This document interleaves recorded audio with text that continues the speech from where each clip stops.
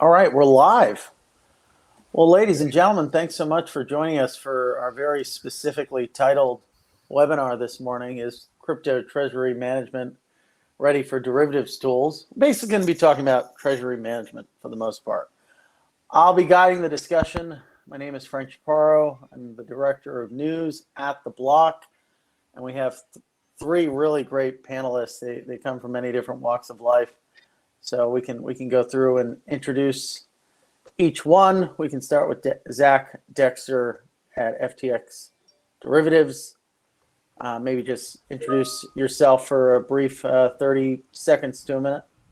Yeah, so Zach Dexter, CEO of FTX US Derivatives, which is part of FTX US. We're based in Miami and Chicago. I was previously the CEO at LedgerX, which is a CFTC regulated clearinghouse and exchange. So we're working on introducing Bitcoin futures and Ethereum futures to the US retail market.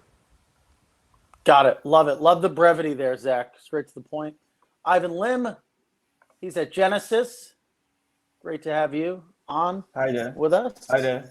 Hi everyone. My name is Ivan Lim. I'm from Genesis Global Trading. Here at the derivatives desk here in Asia. Genesis, we are a sell-side trading lending desk. I mean, we work with a lot of institutional partners who are trying to get access, to crypto for potentially the first time. We are also part of sort of like a wider group, digital currency group, DCG, which also owns other subsidiary companies like Grayscale, Foundry, Luno, and CoinDesk. Yeah. All right, no more mention of CoinDesk during this webinar. You get one strike. Yuchen Jiang at Babel Finance. Yeah, so my name is Yuchen. I help drive the business development effort at Babel Finance. So we are basically an integrated crypto financial services firm. We are based in Singapore. We have multiple business lines, but just to highlight a couple, we are running the largest loan book in Asia and one of the largest options trading book globally. So because sort of our unique positioning in the lending and options business, so we are kind of expert in treasury management or asset management as well. So we can provide all sorts of, let's say, fixed income yield products based on a lending business, or we can do sort of option-based structured products based on our option business, right? So we are primarily sort of institutional focused. So our clients come to us with their assets looking for yield, looking for hedging solutions, or they can white label our structured products. Or simply to borrow against them. Got it. So when we think about, or at least when I think about treasury management, the first thing that comes to my mind is the wide range of crypto projects that have, a treasury of ETH or some, crypto holdings, and they may want to sort of manage that exposure to an extent. Obviously, there's also companies with crypto on their balance sheet, companies that have either decided to go out and acquire crypto or crypto companies that take payment in crypto. And then I guess there's also probably, firms that are trying to diversify their own balance sheet in the traditional corporate space. So that's how I kind of think about the different groups that firms like yours would serve. Am I missing anything, Ivan? Is that a pretty good picture of the landscape? Yeah, Frank. I think you're absolutely right. I mean, when I think about sort of like crypto corporate treasury users, there are mainly four kinds of users over here. Number one, the crypto native firms. So these could be sort of like exchange treasuries who have sort of amassed a huge amount of tokens, be Bitcoin and ETH, that are sitting idly in the wallet. They are looking to monetize them. Number two could be like venture firms. So obviously these days there's a huge amount of venture firms that's coming into this space and receiving tokens as part of their AUM or revenue stream.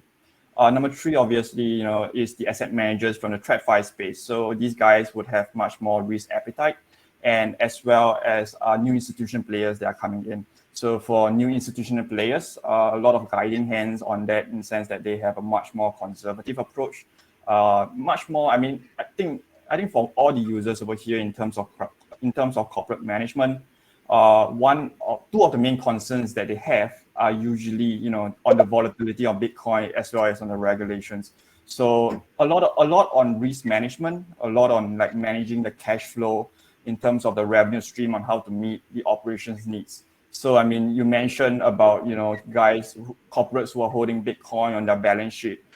So these days, I mean, on Genesis side, we are facing a huge amount of such clients. It's absolutely true in the sense that the growing complexity in products to suit all these different crypto needs of new audience that are coming in is very apparent. Companies that sort of like hold crypto not just for investment but also for operations needs, receiving tokens as AUM. So these are extremely useful for like sort of like corporate treasury and CFO. So engaging in the sense of engaging more derivatives to hedge their downside, smooth their revenue and cash flow through the years. I think these sort of like derivative products have sort of expanded a lot. One thing as well, I mean, in terms of the VC space as well, in terms of like stakes asset is important. Like take for example, if the VC firms, have sort of like a stake asset, which has bonding, which makes it hard to hedge in the spot market in a liquid way. So clients who are looking to monetize these positions, selling calls or callers or buying puts to sell calls and things like that. So we sort of facilitate all these transaction and sort of help these companies smooth out their cash flows. Yes.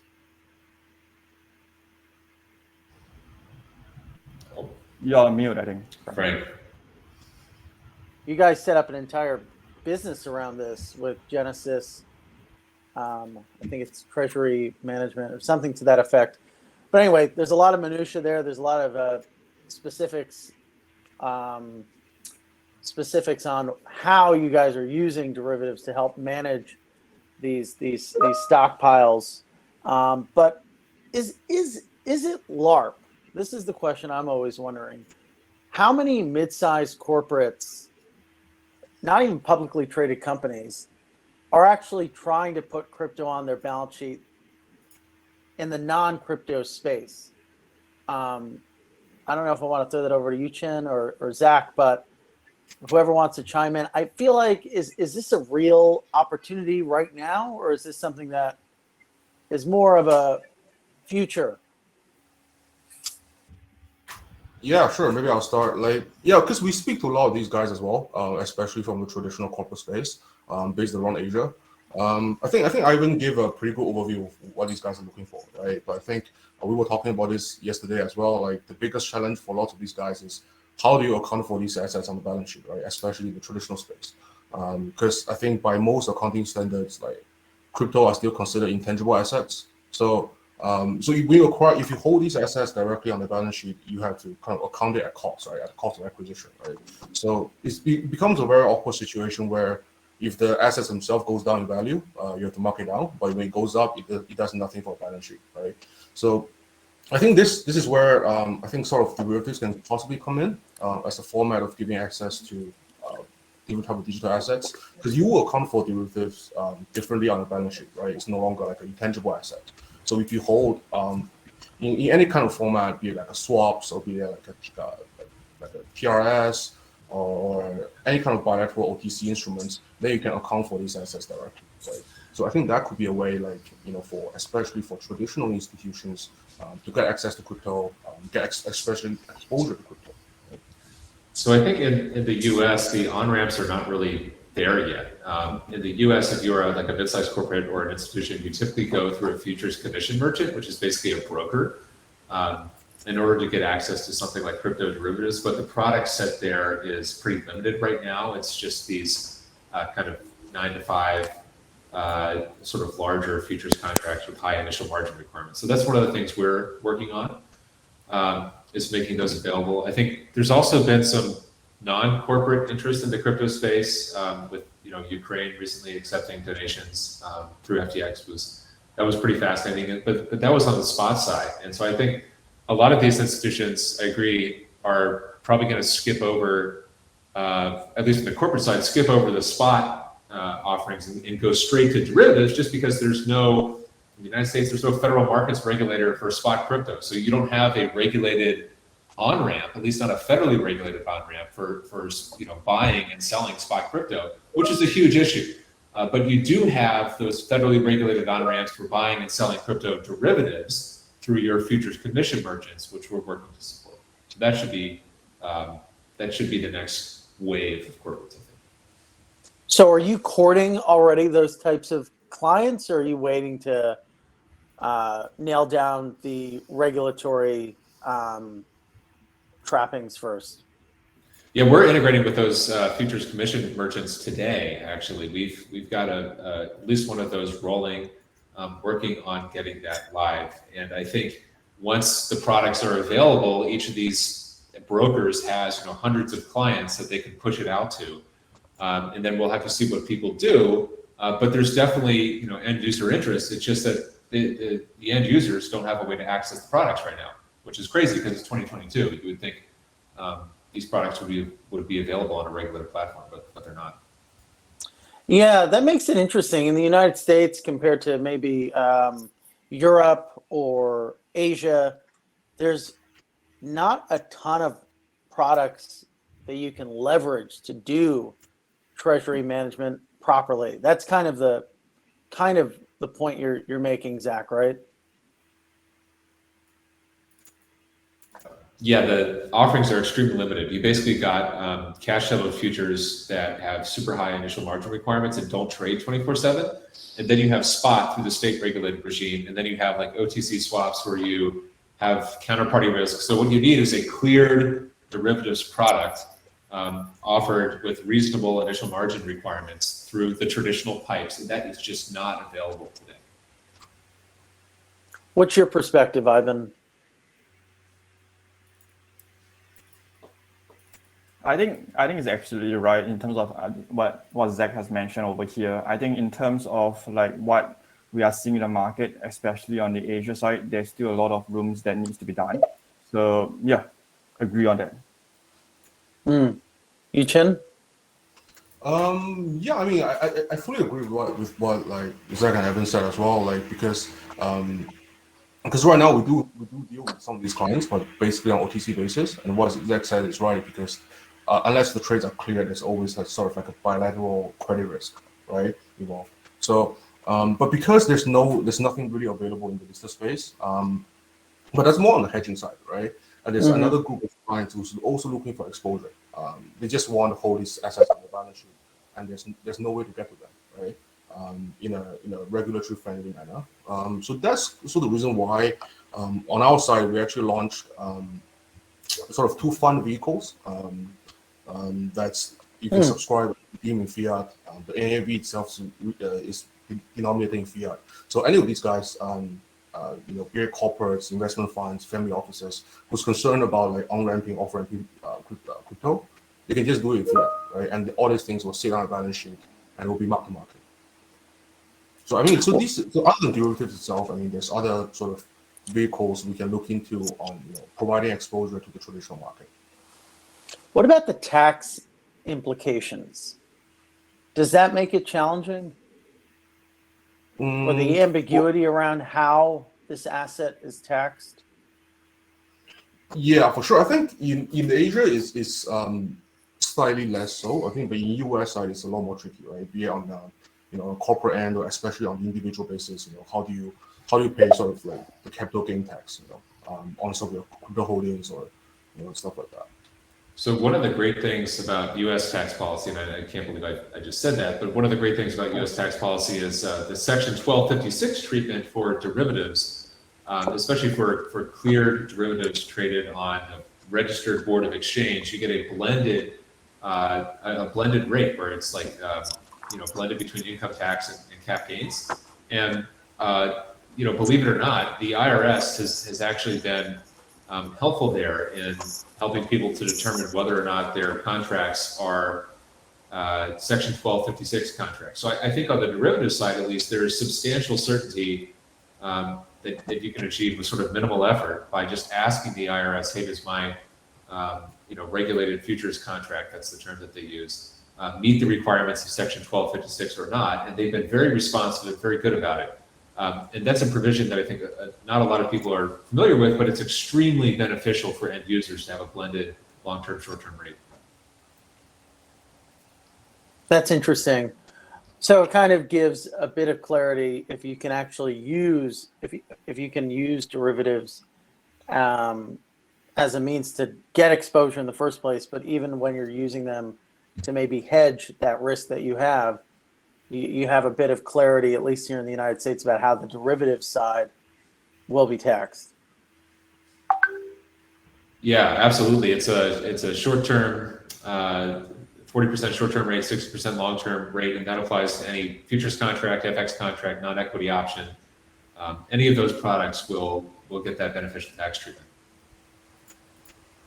What are some of the contracts or products that are at the bleeding edge? We saw the rise of futures maybe in 2020, then followed by the rise of options.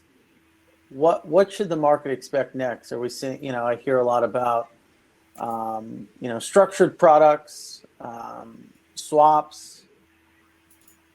What's at the bleeding edge right now?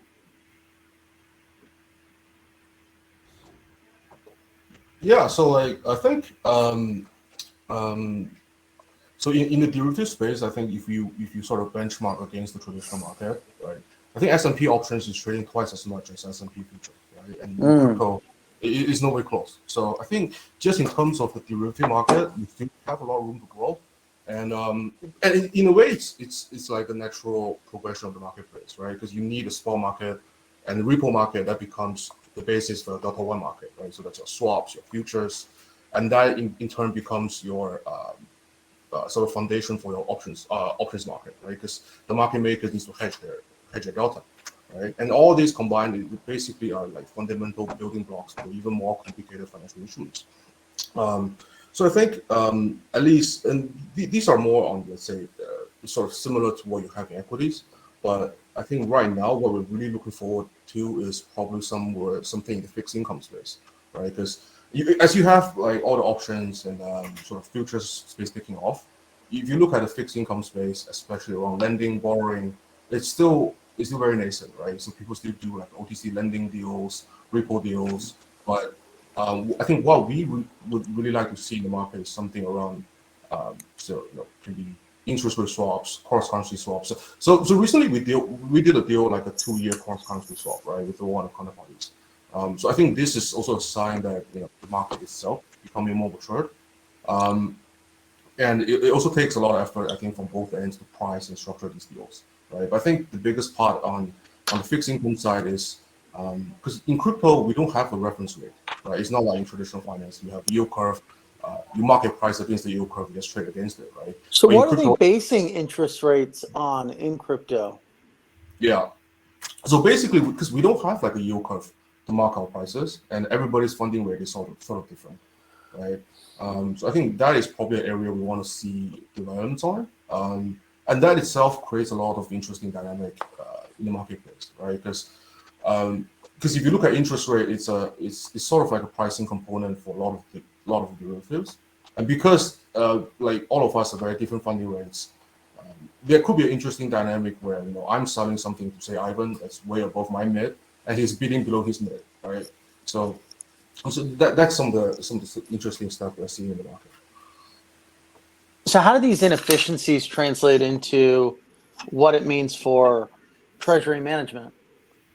Like if we don't necessarily have an interest rate that we can all agree on, that trickles into the products that you're basing, or rather that are based on the ambiguity of the interest rates. How does this impact risk mitigation for a treasury? Yeah, for sure. Like, so I think there's two ways you can look at it. So if you just look at simple sort of borrowing, lending, just funding cost basis, then because as a user, basically you have to onboard all the different kind of companies. You get a feel of where the market where the market is, right? But if you look at it on a more for a more complex level, where if you're using the funding rate as a basis for the structured products, then I think that's where the more interesting stuff comes into, because we are a big issuer of like structured products, right? On some of the say principal protected structured products, we have done over like 1 million BTC in issue notional, And the structure themselves are not difficult to replicate, right? Because you have more and more this traditional finance professional coming into the space. So it's not difficult to replicate the products, but because the underlying funding rate between different houses are so different, even if you do replicate the same product, it's not possible to replicate the same yield, right? So I think that's where you sort of kind of differentiate the competitive advantage of different firms around different geographical locations and different kind of counterparty exposure that they have. Just to add on as well, in terms of like not just on that, I mean in terms of like regulatory risk that's impacting sort of treasury management as well. As in Yuchen pointed out correctly on many of the points, but to add on as well, and like yes, we move towards a much more regulatory framework. A lot of trading currently actually happen on unregulated venues, like in Asia, we have Binance, WOPI, OKEX. But from a regulatory point of view, moving all these activities to a highly regulated, centralized, cleared environment is very important, like the CME or the ICE or license exchange, as what Zach has mentioned. So, I mean, if you look at how FX have evolved over time, aside from sort of like a centralized dealer, you actually have most trades that are done in OTC, so sort of like governed by ISDA. And likewise in crypto, there are huge crypto companies that are coming together to sort of set up this framework, these settlement layers, these settlement methodology, a dispute like resolution with general counsels involved to sort of set up a digital asset ISDA equivalent. So at the end of the day, I think when these contractual standards are set up, it helps to promote sort of like better liquidity, better efficiency, reduce market risk and credit risk. And this helps in turn to sort of mitigate a lot of like regulatory as well as like liquidity factors into treasury, crypto treasury management. So the space has kind of taken it upon itself to set up some of the guardrails. That is right. That is right. I mean, as a lot of companies are using currently like ISDA boilerplate to sort of mimic cryptocurrency. Obviously, that is not ideal because crypto digital does change, does works in many different realms. I mean, how would you sort of assess sort of like a DeFi contract smart protocol as opposed to a bilateral agreement, things like that. So with that in mind, as in at the moment there isn't like a standard settlement layer, like you mentioned about the interest rates, like you mentioned about forward curve. What happened is that many of the sort of counterparties are currently using like futures rates that are currently traded on exchange as sort of like the interest rate curve. So in terms of the corporate management, these sort of solutions ain't ideal. So many a times they come to firms like sort of like Genesis, Babel, as well as FTX to sort of mitigate these factors because I mean, centralized dealers like us are able to sort of offer customized solutions, bespoke products in terms of the stripes, the tenors, the date, the different verticals of the business that they would like to interact with. I think one of the other guardrails that we're going to see emerging is the industry pushing kind of leveraged spot products or spot lending books towards the derivatives regimes in regulated jurisdictions. So it turns out that there's a huge amount of borrow-driven demand for just like borrowing crypto on centralized platforms and otherwise to go do stuff with it, and that is driving in some cases higher interest rates, at least in isolated environments. But if you look at the rules and the regulations, if you start introducing financing and spot trading and kind of mesh them into the same bucket, that's actually really effectively a leveraged spot product or a derivatives product. So I think you're going to see a push by some of the crypto exchanges to actually register some of these financing platforms as basically derivatives products or lookalike futures, which will really standardize them and push them into a regulatory regime where you can offer them to institutional counterparties with more confidence. One thing that I hear is that it's pretty difficult to assess credit risk in this market. There's just not a lot of people who can do it. Has that been your experience, Ivan? Yeah, for sure. As in credit risk, as if you look at the DeFi side, you have sort of like a lot of lending protocols that doesn't really look through the credit risk of different lenders. So that would definitely not cut it sort of in a crypto setting, in a TradFi setting, where a corporate treasury is coming in to lend their funds to unknown people who might be sort of using the funds for AML, meaning anti-money laundering as well as counterterrorism rules. So, I mean, from Genesis side, I mean, we are one of the largest centralized lending desks globally. I mean, we work with a lot of sort of trading partners to source assets that might end up, in the DeFi space, whether it's a liquidity pool or lending protocols, and review this whole ecosystem that is growing in tandem. I mean, it could be from it could be from guys, who are sourcing cheap source of liquidity from the Fed, to put into these juicy products. And I think at the end of the day, there is a role for institutions like Genesis to be able to sort of mitigate some of these flows and assess credit. Take, for example, like for corporates, the AMM might not be a good, suitable, or efficient way of liquidity. For lending rates, obviously, the lending curve is not there. The liquidity and smart contracts risks are not things that corporate treasury management would take.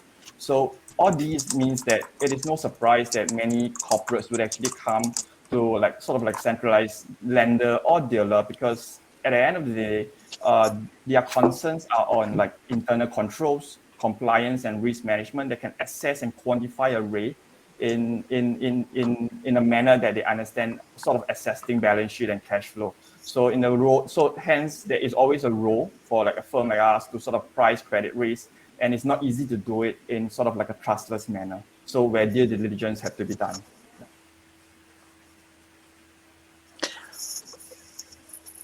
Everyone is talking about yield and the hunt for yield. I think crypto is interesting because of the yield opportunities that exist. They asked me on CNBC yesterday why yields are so high in crypto. It's almost like crazy to people that you can get 20% in some instances, putting aside the crazy DeFi yields that you can find, infinite yields, sometimes infinity, or like 1,000,000% yields. I don't know if that's still around anymore, but there was a time when that was the case. If you remember, like Pickle Swap or whatever it was. How do those? I imagine there are corporates out there who see that and just want some degree of yield. There's historic levels of cash that corporates are sitting on. How do you sort of work with clients to tap into some of those yields? And what do you think are this is kind of a few questions baked into one. What do you think are some of the driving forces behind those high yields? I hear a lot that it's tied to the hunger for cash in this market, and there's quite a number of other forces, I'm sure. So I can tell you that on FTX, there's a really interesting borrow lend book that has a ton of demand for USD. And you think the demand would be for like Solana or something, but to your point, Frank, it's actually for cash. And the rates that people are paying, and this is all public info, if you go check it out, are sometimes in excess of 10% on an hourly basis. And that's amazing to me. But I guess one of the points is, if you've got dollars on an exchange, they're kind of exchange points, and you can fungibly convert them to other assets very easily. So it's very convenient. I think a lot of it's trading driven, obviously, but curious if Ivan, Yuchen, you guys have. Ivan, you're probably familiar with what I was talking with Josh about, which is that there's generally the quality of credit at most crypto firms is lower than average, and there's also like not enough infrastructure in terms of the bridges that exist between the crypto world and the TradFi world. You have a few like Silvergate, so some of these forces are also playing into why there are such high yields out there. Yes, that makes sense. Yes, for sure. I mean, as in to relate to your point, for the high yields that corporates are usually coming to, for sure the yields come from a few factors. Basis trade is one of them. So obviously a delta neutral trade, which usually is the gateway for TradFi clients. institutions coming in for the first time, they usually go for the basis trade, buying spot, selling futures. Last year, October, when the ETF is going to launch, a lot of guys are jumping onto sort of buying the front month CME that caused, sort of basis to widen up to 20%. These days, obviously, with the risk being taken off, basis sits at about, 5 to 6%. So, yeah, I mean, on the note, as more capital comes in, more fundraising comes in, basically the basis get compressed, the yields get sort of lesser. But to your point where, some of the yields are outlandish, yeah. So I mean, if you look at the DeFi space, I think as DeFi gets more mainstream, one good example would be Anchor Protocol, where they offer sort of 20% yield on UST. So what we get, I mean, in a sense, is that as these gets more mainstream, more corporates are much more comfortable sort of putting their funds on UST. But that being said, they are afraid of sort of like a DPEG risk. So on our side, I mean, we do receive a lot of inquiries on, sort of buying puts to hedge sort of the stablecoin DPEG risk. And I think this could be one of the major factors that are going into this year. Think about it in the sense of the corporate treasury management, where Fed is paying about 1%. I mean, if you go to Anchor Protocol, it pays 20%, but there is always a risk of sort of DPEG.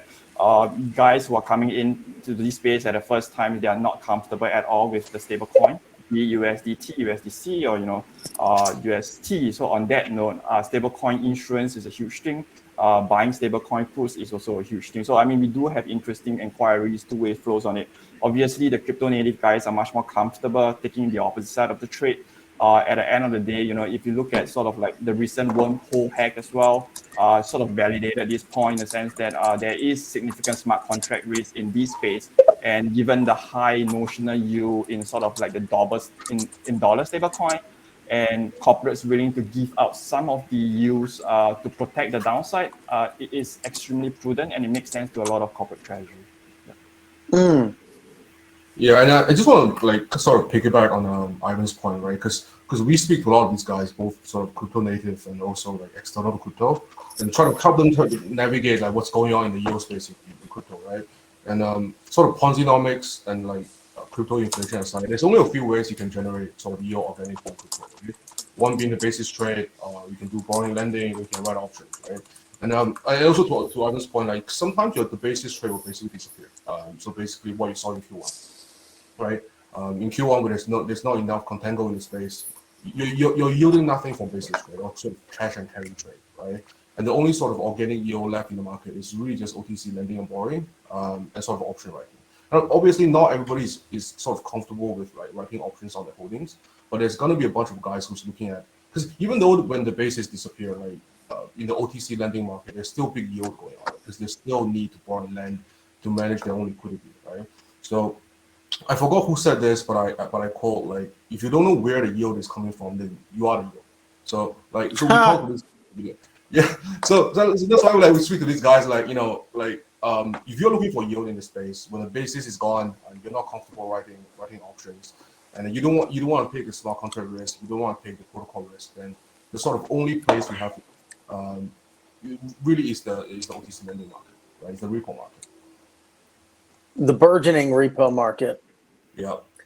Jordan Feinberg, I'm not sure who he's with, but he asked a great question, which is, I'm going to try to answer it because I want to weigh in, step into this convo. Why if staking USDC was truly no risk and yielded 7%, why wouldn't every bank fund accept do that instead of T-bills or bonds? I think a lot of them just don't know about what's going on in this space, and they probably don't have the permission to get something like that through different levels of management. And that isn't that why they're so high? The fact that these people aren't here, if they were to all flood in, those yields would compress. What do you think, Yuchen? Yeah, I think there was a lot of talk about, let's say, between traditional market and also crypto market, the yield itself should equalize.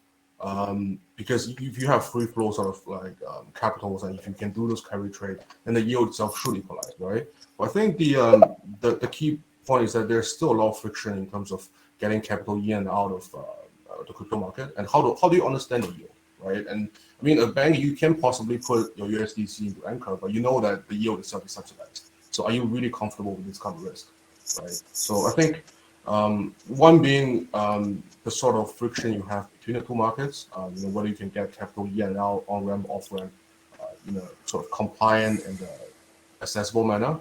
One being, how do you approach, understanding the kind of yield that you have in DeFi, right? So I think these are two major points that some of the corporates are thinking about, and how do they sort of put capital in, and generate yield, right? Ivan, what say you? Is deep pegging risk really a big concern? I mean, I feel like we saw that really grip the market during March 2020. There's been a few other instances when things go haywire, but is this a risk that's top of mind for people? I think it really depends on who you are speaking to. Like I mentioned, if it's crypto native guys, guys like us, we have been around in the market, in crypto for since a long time. We are comfortable using USDT. I mean, despite the press, on what USDT underlying holds. I mean, we understand that it is actively traded in many exchanges. It's used as a source of exchange and liquidity. That itself, is all right. I mean, but if you were to speak to a lot, I think Dan M put it pretty well when he said, "I don't know why anyone cares that Tether is backed by Chinese commercial paper when I'm literally punting, tens of millions of dollars into shitcoins." Yeah. So what's good point. what's Very Chinese good point. paper going to do to me? Yeah, very good point on that. Yeah. So I mean, on Genesis side, I mean, we do speak to a lot of like large institutions, getting into crypto for the first times, and they are genuinely worried on sort of stablecoin peg risk, and the underlining of the collateral for the stablecoin. Yeah. Well, all right. Well, so let's think about each of you come from interesting firms. I want to kind of get some perspective into what your plans are over the next 6 months to capitalize on this market. I know that we got some color from Zach on FTX derivatives. Obviously, they have an application outstanding to go direct to certain clients. But what about Babel and Genesis? What should the market expect from you guys in the next 6 months or so? Yeah, sure. I think the plan for us is going to be so geographically. I think right now we're primarily focused in Asia, but I think we want to have a global presence as well, both in terms of our trading business, also our lending business, right? And the other side, I think, is on the product end. We want to be more sort of innovative in our product design. So this goes back to the point that we did a recent CCS, and also on sort of structured products that we have. Because right now, basically all the guys that we work with, what we have seen in sort of a trend is there's more sophisticated demand from our client side. Because used to be, let's say, the group of miners come to you, they're just like, selling forwards, but like nowadays they're asking for callers, basically like buying put, selling calls, and some of these guys are even more asking for more complicated solutions. They're like, the put is too expensive. Can I put a condition on it? Can I do a knock-in, knock-out? So it kind of shows that the industry itself is getting more mature, and there's more and more sort of traditional finance professionals entering the space. So I think from a product offering standpoint, and we want to be, ahead of the curve, right? So, so in terms of products, I think just for sort of structured product side, we want to start to sort of design products that you probably do see in the traditional finance space. There's more risk taking, but at the same time probably offer more yield, right? I think because right now you're gonna I think probably gonna see it more prevalent in the sort of crypto space because there's a lot more willingness to take on risk, right? I think, and you're also sort of conditioned by the median APYs in a way. So I think in terms of structured products right now, what's most popular in the space has always been sort of principal protected products, by the same, or like dual currencies. But I think the market is going to evolve into more exotic products. Products involving knockouts. You're not just I selling. thought dual currency was the new hot thing right now. Oh yeah, it's just huge in Asia, right? It's huge. But I think like I know you sort of see the B2C2's same trying to expand progression. into that. Yeah, like because it's just a simple way, and it's a very accessible and for people to understand, right? I think if you sort of compare that to the traditional market, like because after '08, all the credit derivatives simply go bust, right? And you saw like sort of new equity derivatives came out, the ELNs, different type of post-selling structures, accumulators, ELNs, all this stuff, stuff pop up, right? So I think like dual currency is a simple way of like replicating some of these structures. And if you see the same progression in traditional market, then again, you see people taking on more risk, right? Because the overall sort of vol compression and the S&P had the biggest bull market for the past 10 years. And people start to take more risk, right? So instead of selling put on one asset, people start to sell put on a basket of assets, right? So I think you're going to start to see the same kind of product start to appear in crypto. Again, like because I think there's more risk appetite in crypto. And again, like I think the hunt for yield in crypto is still insane, right? Because the opportunity cost is so high. As long as Dan at CMS is still in crypto, there will be appetite for risk. Ivan, what's the game plan? On Genesis side, so on Genesis side, we have been growing extremely fast, rapidly. I mean, if you will look at our Q4 report, year on year, quarter on quarter, in terms of the three verticals of the business, spot, lending, and derivative, we have achieved over 100% in terms of increasing in volumes, origination of deals, derivative products and volumes. On where I'm sitting on the derivative side, last year we did more than $50 billion in terms of notional. So what we are looking at in Genesis is expanding geographically. Genesis has started early in 2013. I mean, we are a crypto native firm. I mean, we work with a lot of crypto native firms at the start, and obviously these days a lot of like TradFi clients, venture capital and high net worth clients, and a lot more firms. And we are continuing to expand rapidly, especially in Asia as well as in EMEA. So where I see is in Asia, the first hire is made, say, a year ago. Today, in Asia, we have a team of 20 to 30 people, decks with traders, operations, sort of standard front to back office. We operate 24/7 as well, servicing our clients 24/7. So be it on New York or during the day, we are able to trade for the clients, to manage the risk, to provide liquidity in the market. We are the number one block trader in Deribit as well. So in Paradigm via Deribit as well. So in terms of volumes, I mean, we are there. So what we look to expect in a sense is similar to what Yuchen has mentioned as well. I mean, we continue to work with parties like FTX, Babel, to sort of like we believe these pies will grow more, and eventually, we continue to serve our clients well. We want to be in the forefront of the products as well. I agree with Yuchen in the sense that structured products, especially in Asia, is a huge thing. My background is in structured products as well. So for sure, if you were to run a product like accumulators on a vaults like Bitcoin, where it runs at 100, I mean, it might not be a suitable product. But exotic options, barrel options, I do think that it will be gaining more traction this year.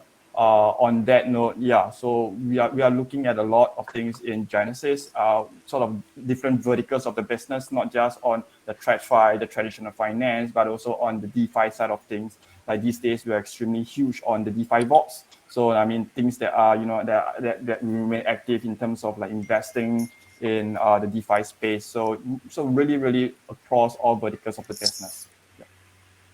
Zach, how wild can FTX derivatives get? Will you guys explore like crazy, esoteric, complex structures, or is it just going to be kind of what we see? Well, even FTX can get a little wild. I mean, with some of their contracts, but how wild is it going to get here in the States? Well, for retail users, I think we're looking at really simple cash settled futures for BTC and ETH. But for institutional users, we actually have another license, the swap execution facility, which can allow institutions to sort of transact like arbitrary structured products, really. And they don't have to be cleared necessarily, which means that you can get the margin requirements and the flexibility for the products is pretty high.